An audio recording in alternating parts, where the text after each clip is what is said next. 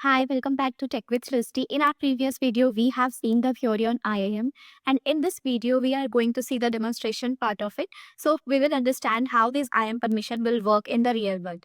For that, we are going to create a restricted user, and we'll see if how the AWS blocked them from creating the things that they shouldn't. Later on, we are going to create an IAM role and we'll attach that role to an EC2 instance, and we'll see if our EC2 instance will be able to read the data from the S3 bucket by assuming that role. So let's get right into the console. So let's start with the demo. On your Google search, just search for the AWS Management Console. Then open to the AWS Management Console link. And if you don't have the account on AWS, then basically just create an account where you will be getting asked for your email ID and some credentials. Then you will create the username, password, and at the end you have to give your credit card information for the billing activity in AWS. So for credit card information you can give, but make sure like for first 12 months it will be free for you to use any service, but with limited uses. It's not like you can spin up any service and endlessly. So you can try creating a free account on AWS if you're creating it for the first time. Okay, so I will skip to this part and simply log into my account since I already have an account created on AWS.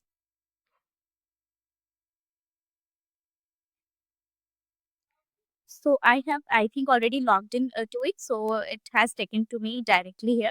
So this is the AWS Management Console. These are the AWS region where AWS has hosted their data centers. You can select any of them. Preferably, you can work on the US East one because it is the least cost you will get if you are running anything, any service on the US East one. And then we have our, here you can see the root account ID. This is our root account. Okay. Now, this is the global search. So here we will look for the IAM service. So as I mentioned, we are going to create some user, we'll attach some policy to that user and attach to a group. So since here we are working with just one user for demonstration, but in the organization, we are going to work with the multiple same kind of user, like under same, like suppose a developer group of user, we are working, a testing group of users we are working. So in organization, what we do, we basically first create the group instead of first creating the user. So I will follow the best practice only here. So we'll first go and create the user group here.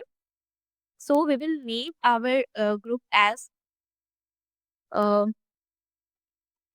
IAM test group, or we'll just put the group name as developer. That will be fine, I guess. Okay.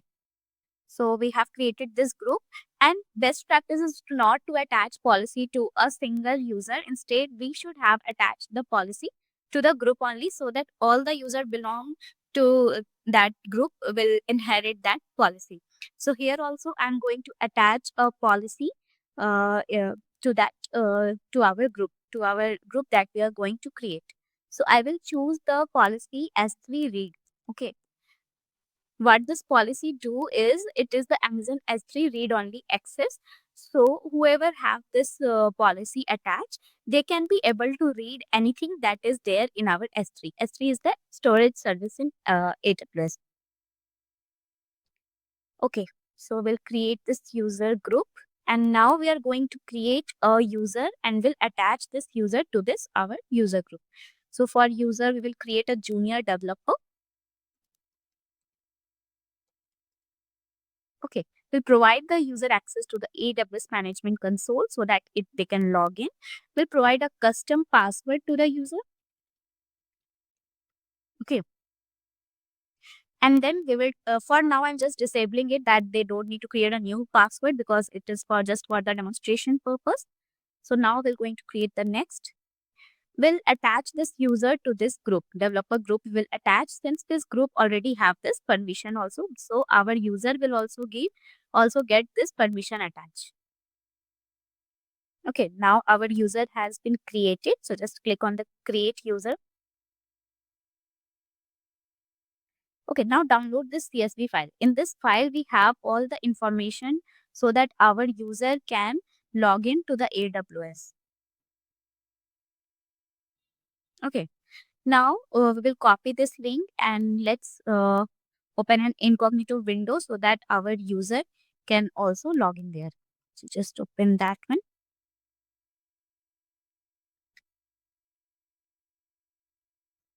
What was our user? Our user was junior developer. I think so. I have created this user only. These information you can get from the file that we have just now downloaded. But I am supposing I remember this username password, so I've just entered it. Okay. Now we have logged in not as our root user, but we have logged in as our junior developer. Okay, so in the IAM user, you will be able to see the junior developer. And since this is not our root account, so we are getting as access denied in the account name. Okay, we'll simply change the reason here also.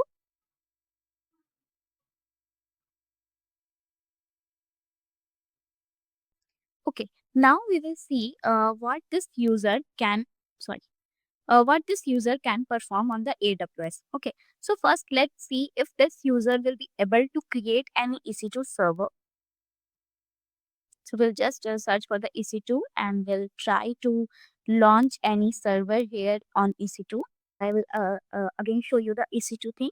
So when we have searched for the EC2, we will get on the dashboard page. So here you can see we have getting the API error because we don't have the access for the EC2 for this user. So we will not be able to do anything in the EC2. Okay.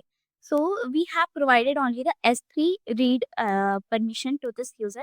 So we'll just go to the S3 and we'll see if we are able to read the S3 bucket for by this user.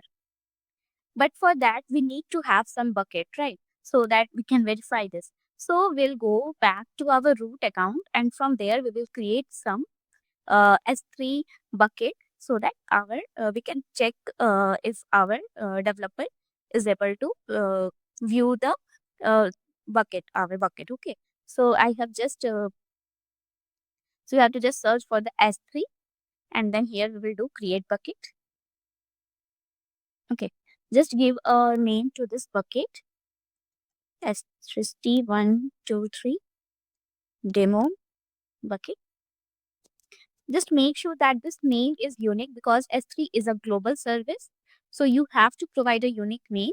For now, I'm leaving these options as default and just I'm going to create the bucket.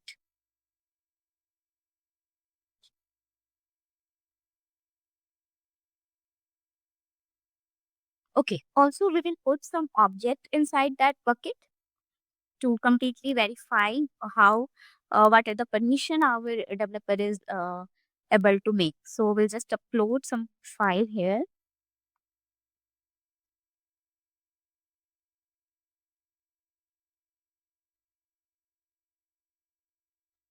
Clicking on the upload. Now we have an S3 bucket and a file in it. Now let's go to our junior developer. Okay. And let's refresh this screen.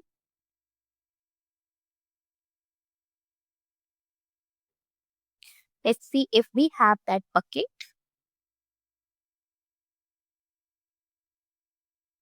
Oh, so here we are able to see the Srishti 123 demo bucket. Okay, so we can perfectly see our bucket here. So this user can read the files.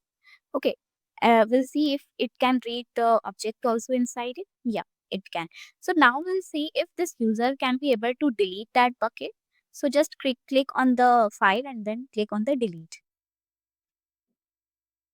Just type the permanently delete.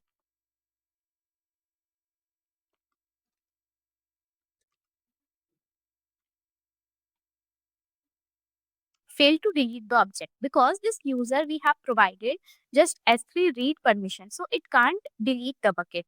It can only read the bucket. Okay, so this verify our the concept of the principle of least privilege because we have given the limited permission to this junior developer and it is able to perform only those limited permission in under their credentials, right? So you have got how we can create a user, how we can create a group, attach the policy to the group so that our user can also inherit it and the concept of the least privilege, right? Now we will go back to our second tutorial about the roles. So in the previous video, I have demonstrated how we can create an EC2 server and how an EC2 server can assume a role to the S3 bucket. Okay, so I will just close this incognito window and back to my root account, which is this one. Okay, so since we know that how this user is able to access the our S3 bucket, so in place of user, what if we have a server which wanted to make a contact to the S3? So we don't hard code any password or credential to that server. Instead, we create a role, and that server will assume that role that it has the access to the S3 bucket, and that role will be temporary. I have demonstrated this thing in my previous video. If you haven't watched it, then you can click here and you can just have the clarity on that. And then we can, so for the demonstration, we'll just go to the IAM again and we'll try to create a role so that we can verify this. So here we have the roles. Click on the role and then click on the create role. Select the AWS service, and since we are wanted to our EC2 to make a call to our S3 API, so we'll choose the EC2 server and we'll attach the same policy as our earlier our developer had, that is S3 read only, and we'll name this the EC2 S3 read role. Okay, and what it does, like it will allow the EC2 instance to call the AWS service. So AWS service is, in this case, it is S3, and this is our policy that is attached. This policy is basically allowing the our EC2 to assume the role. Okay, how it is mentioning EC2. So here we have mentioned under principal EC2. Principal is anything which is making the API call. Either it can be user, any service, any application. So that is being considered as a principal. So we have create this role.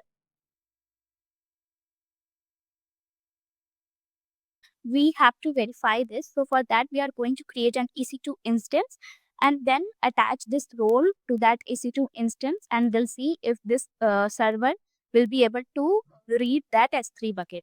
So let's just go to the EC2.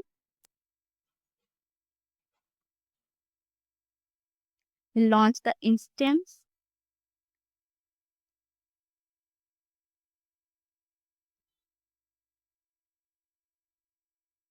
We'll name our EC2 instance as, sorry, EC2 roles dim. Okay, S3, so that it will be clear to you.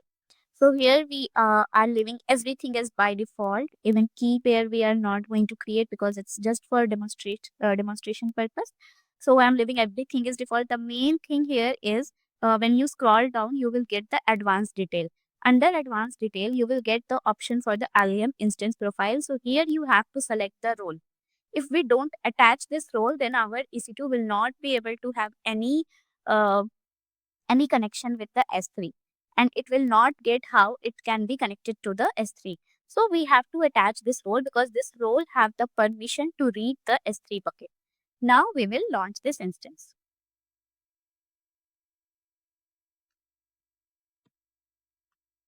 I'll wait for some time to this server be ready. Uh, this I have created previously. Let me delete this. It's already deleted. Okay.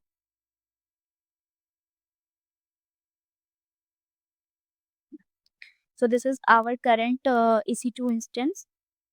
This is the previous one I'm deleting so that you will not get any confusion here. Okay. So let's just go to this EC2. Let me unselect previous one. Yeah.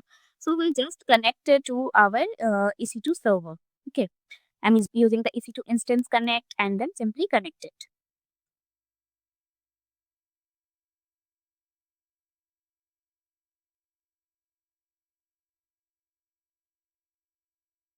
establishing the connection.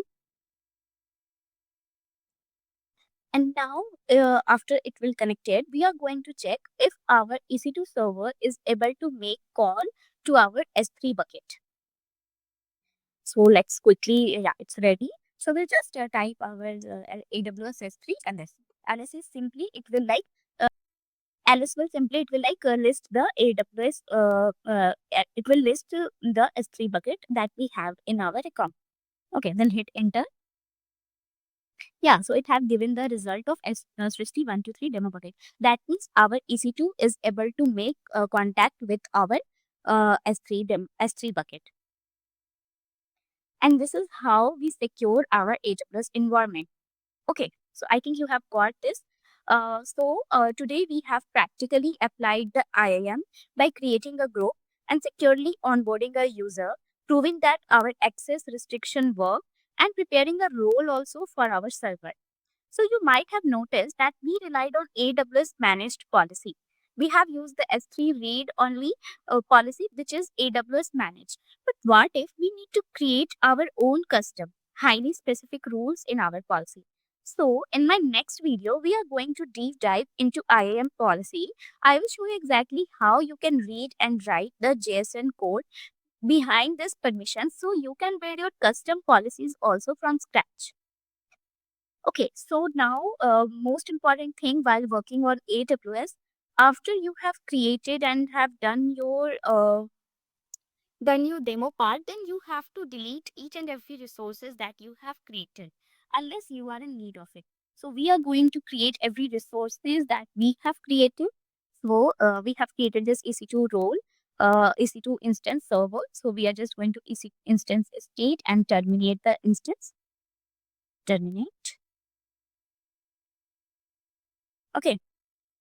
Then we have created the S3 bucket. So now go to the S3, because if you don't delete it, then on the background, some charges may be applied since it is free, but with unlimited users, it is free. It's not like 100% it's pay for you.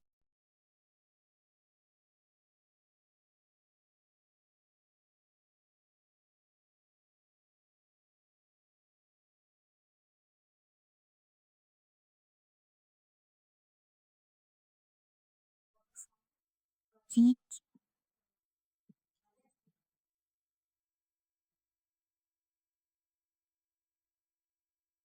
So we had deleted the object. Now we will delete at the beginning.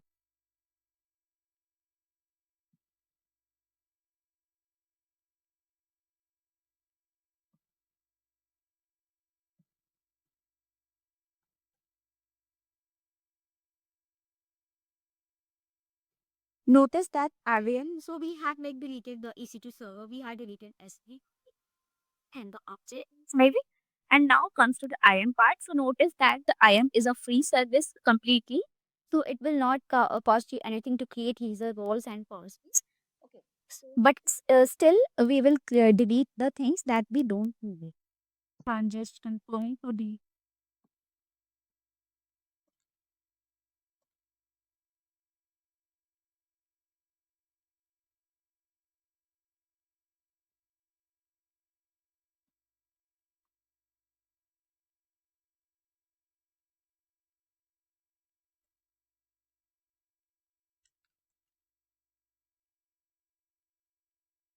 And we have created the role. We haven't created any policies. Okay, we have used the inbuilt policies only from the AWS. So we don't have to delete anything in policy.